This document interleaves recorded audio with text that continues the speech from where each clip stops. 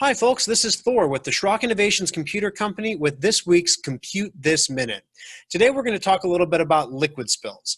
We're all working from home. We're doing different things with our computers than we really used to do before.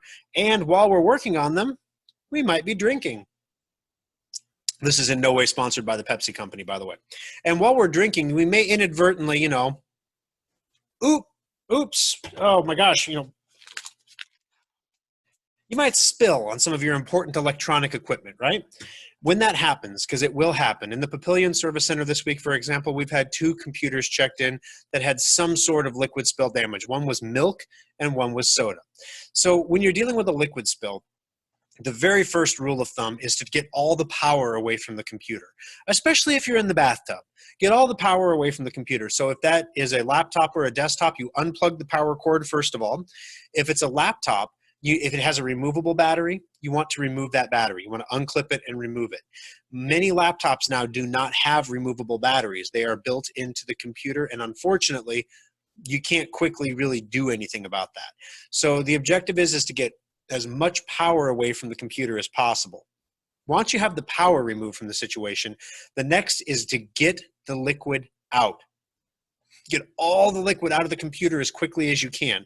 So you can pick it up, you can turn it, you can twist it, you can tilt it. However you can get the liquid out, you want to make sure you get as much of it out as possible. So if the liquid went into the keyboard, you turn the computer upside down to get the liquid out of the keyboard. Important to open the computer so you don't drain it into the screen. If the computer got dropped in the bathtub, then it really doesn't matter which angle you go from. You're trying to get all the liquid out. Now, forget about rice and stuff like that, guys. Number one, if you take your computer or your cell phone and you put it in a bag of rice, that rice is going to get into every nook and cranny inside the phone. And if you've ever gotten rice wet or rice particulates wet and then stuck them to something like a countertop, well, let me give you a better example.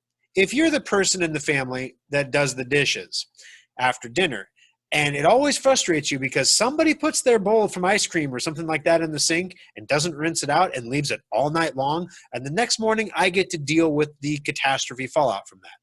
The same thing will happen inside your device. You don't want to get rice or any rice particulates, stuff like that in the computer. Skip the rice. It doesn't really do that much anyway. Next thing is you need to make sure the computer is completely dry before you turn it back on. It's going to take at least 24 hours in a warm environment. It could take up to 48 hours in a colder, low humidity environment. So you want to make sure that computer is completely dry because very few of us drink distilled water at our computers, but everything that we drink has either minerals in it. Regular tap water has minerals. If you're drinking a beer, if you're drinking milk, if you're drinking soda, there's corrosives. There's all kinds of stuff that can cause short circuits and long-term damage to your electronics. So you got to get all the liquid out, get it dry. The next step is cleaning it. For example, we had a computer in the Papillion Service Center that got milk spilled into the keyboard. And so the customer said, well, it worked. The computer works fine because I got it turned over. It wasn't a big spill.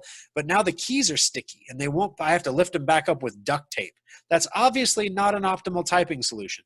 So we had to take the whole laptop apart and use a contact cleaner to try to clean out that keyboard so that then we could basically try to avoid replacing it because it's a very expensive MacBook Pro with a very expensive keyboard.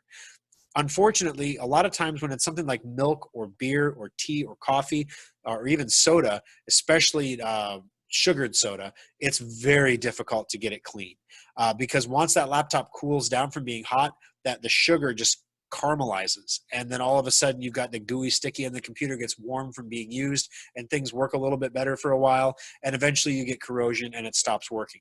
So at the Schrock Innovations Computer Company, if you follow all the steps, you get the liquid out, you get the computer dry, and then you bring it in for a proper cleaning, a lot of times our cleaning solvents can get all that gook and junk out of the computer so that it doesn't turn around and cause a corrosion problem for you or lead to a sticky performance that requires you to warm up the computer to use it.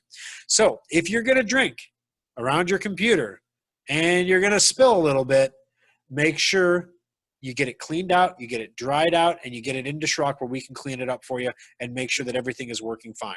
It also wouldn't hurt, once your computer is dry, if you decide to try to turn it back on at home yourself, if it does power up for you on that first attempt, make sure you back up your important files and documents at that time. Just because it boots up the first time doesn't mean it's going to work for a long time, and doesn't mean it will reboot the second time. Tune in for a new tip every week on our Facebook page at facebook.com/Schrock Innovations. Make sure you click like and follow, and then you'll receive notifications in your notification panel when we post these new videos. Thanks a lot for being a Schrock Innovations follower, and have a great afternoon.